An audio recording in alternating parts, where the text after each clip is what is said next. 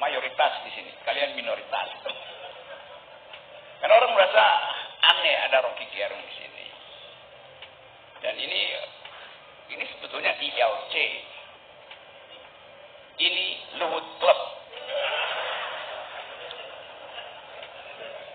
Dan secara intuitif saya tahu bahwa yang berkumpul di sini menyebabkan bangsa ini surplus IQ.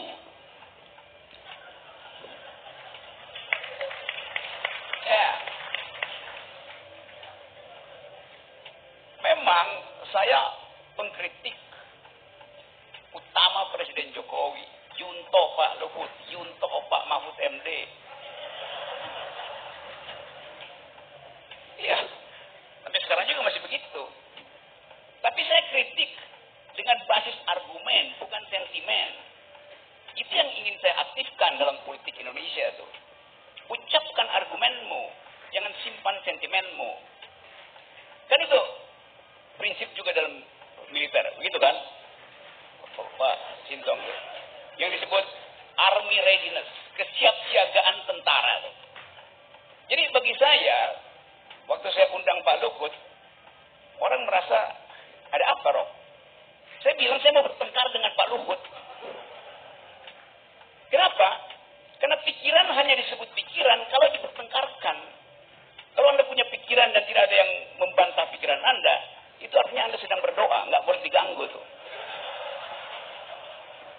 Itu bedanya berpikir dan berdoa. Jadi saya membaca buku itu dan saya terpukau dan terpikat dengan perspektif kita yang adalah keponakan dari Pak Luhut. Buat catatan kaki, saya kenal kita ketika dia masih bayi itu. Saya kenal Pandu ketika dia masih kecil dan nakal. Dan sekarang tambah nakal dia. Jadi saya akrab dengan keluarga ini. Pak Syahrir itu teman diskusi saya. Pak Syahrir itu kalau berdebat dengan saya itu sampai, lu Rob, lu gila, lu salah. Tapi itu tradisi kita. Jadi saya sebetulnya terbawa pada tradisi keluarga Dr. Syahrir. Itu udah begitu tuh. Karena itu kemudian saya berupaya untuk memahami watak Pak Luhut. Bukan apa yang ditanya oleh wartawan, tapi apa yang diterangkan oleh kita. Kita menemukan satu ide yang nggak pernah dilihat orang, bahwa leadership itu diuji 2 kali di publik dan dalam batin diri orang itu. Dan itu yang menerangkan pada kita bahwa kita butuh orang yang paham tentang arah, tapi sekaligus mampu untuk menyusupkan dimensi emosinya pada tim. Dan saya kira Pak Luhut membrief timnya yang pintar-pintar itu bukan sekedar dengan logik, tapi juga dengan passion. Sehingga saya terkejut kok Pak Luhut ada 3 perempuan yang mengasuh kementerian itu dan menghasilkan kebijakan yang ethics of care dalam teori feminis namanya. Kan kita mengasuh soal COVID kemarin, itu seolah-olah kita hanya lihat data yang diucapkan terus-menerus oleh pemerintah begini naik turun, bukan itu poinnya. Tapi diasuh dengan feminist point of view itu. Jadi saya berterima kasih karena ada 3 perempuan pintar yang mengucapkan kembali kepentingan rahim perempuan sebagai pengasuh pikiran bangsa. Itu poin pertama saya. Yang kedua, reputasi Pak Luhut tentu ada di dalam sorotan kamera kontroversi terus-menerus tuh. Tapi kelihatannya dia nggak peduli. Karena dia tahu arahnya. Tadi saya sebut beliau seperti bunga mawar. Sekarang saya koreksi. Dia seperti bunga matahari itu. Kemanapun ditanam, dia akan mencari matahari ke arah timur. Jadi ada yang final pada pikiran Pak Luhut, yaitu bangsa, negeri, persahabatan, etik.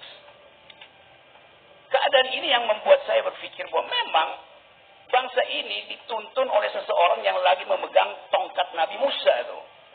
Itu yang saya maksudkan tuh. Karena orang membutuhkan perspektif. Nabi Musa tidak pernah menolak untuk memimpin, kendati dia nggak tahu ini dia bisa belanda itu laut. Dia ragu, tapi dia tahu dia harus menuju sesuatu. tanah perjanjian, itu Israel. Kegamangan orang, begitu dapat perintah, dia mesti ukur dulu pasukannya cukup atau enggak. Tapi Pak Luhut menganggap bahwa saya bisa. Karena itu waktu saya bilang, Pak Luhut, Anda sebetulnya bukan sekedar disebut mampu menyelesaikan banyak masalah, tapi tahu apa yang harus diucapkan pada saat orang tidak punya pengertian tentang satu kasus. Ada Pak Mahfud MD, juga teman baik saya tuh. Sama-sama waktu beliau masih pinter.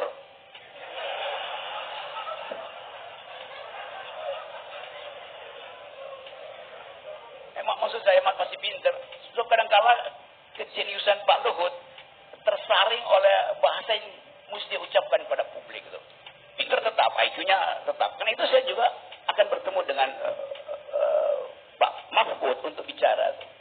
Jadi buat saya nggak ada problem, karena selama kita bertengkar di dalam kondisi berpikir, bangsa ini tumbuh. Bukankah pendiri bangsa ini adalah orang yang doyan bertengkar, membaca buku? Haji Agus Salim, Sultan Syahrir, Natsir, segala macam itu orang yang membaca buku dan mampu bertengkar berjam-jam dan adalah bersahabat. Jadi wilayah ini yang hilang, yang ingin saya pulihkan sebetulnya. Yang terakhir mungkin supaya kita masih bisa bercakap-cakap, tentu ini biografi versi teman-teman dekat.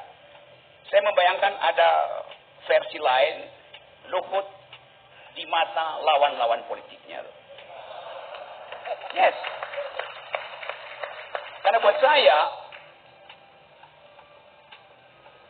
lawan yang jujur lebih bermutu daripada kawan yang hipokrit.